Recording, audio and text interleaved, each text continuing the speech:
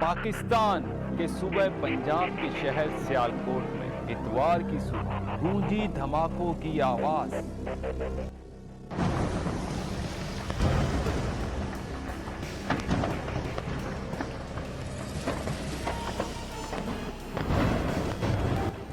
इस खतरनाक आवाज ने सबको गहरी नींद से उठा दिया।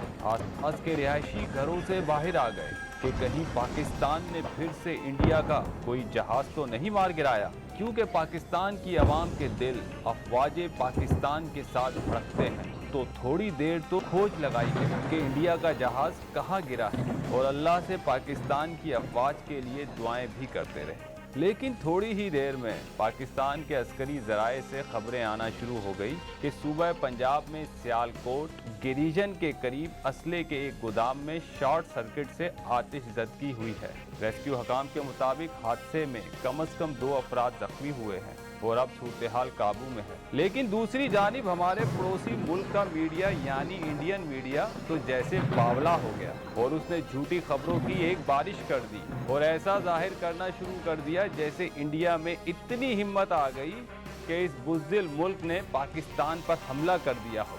वैसे अभी थोड़े वक्त पहले की ही बात है जब अभिनंदन को चाय पिलाई थी। बहरहाल इंडियन मीडिया को कुछ भी बोलने और दिखाने से पहले ज़रा इस वीडियो पर भी नज़र रखनी चाहिए। इस वीडियो में इंडिया का कुत्ता इंडिया को उसके प्रधानमंत्री की औकात बतला रहा है।